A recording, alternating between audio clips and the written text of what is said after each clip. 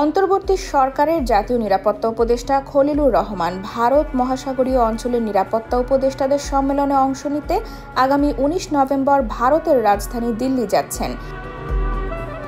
ভারত মহাসাগরীয় অঞ্চলের ৫টি দেশের সমন্বয়ে গঠিত কলম্বো সিকিউরিটি কনক্লেভের এই বৈঠক ২০ নভেম্বর অনুষ্ঠিত হবে। ভারতের জাতীয় নিরাপত্তা উপদেষ্টা অজিত দোভালের আমন্ত্রণে খলিলুর রহমান ২ দিনের সফরে যোগ দিচ্ছেন। সরকারের দায়িত্বশীল একটি সূত্র এবং ঢাকায় ভারতীয় হাইকমিশনের একাধিক সূত্র জানিয়েছে যে সফরটি ইতোমধ্যে চূড়ান্ত হয়েছে, যদিও আনুষ্ঠানিক ঘোষণাটি এখনো প্রকাশিত হয়নি। সফরকালে বাংলাদেশের ও ভারতের জাতীয় নিরাপত্তা উপদেষ্টাদের মধ্যে দ্বিপাক্ষিক বৈঠক হবে কিনা তা এখনো নিশ্চিত নয়। তবে ভারতীয় একটি সূত্র জানিয়েছে, বাংলাদেশের বর্তমান পরিবর্তনশীল রাজনৈতিক পরিস্থিতির প্রেক্ষাপটে দুই দেশের উচ্চ পর্যায়ের কর্মকর্তাদের আলোচনার সম্ভাবনা রয়েছে।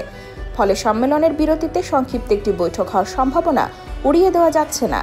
অন্তর্বর্তী সরকারের দায়িত্ব গ্রহণের পর এটি হবে দ্বিতীয়বার কোনো উপদেষ্টার দিল্লি সফর। এর আগে ফেব্রুয়ারিতে জ্বালানি উপদেষ্টা ফাউজুল কবির খান ভারত সফর করেছিলেন।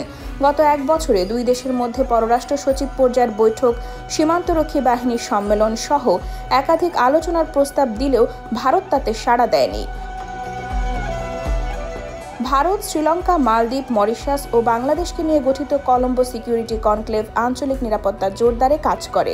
বিশেষ গুরুত্ব দেওয়া হয় সামুদ্রিক নিরাপত্তা, সন্ত্রাস দমন, মানব পাচার প্রতিরোধ, সাইবার নিরাপত্তা এবং দুর্যোগ ব্যবস্থাপনার সহযোগিতাকে কেন্দ্র করে। বাংলাদেশ ২০২৪ সালে এ ফোরামের পূর্ণ সদস্য হয়।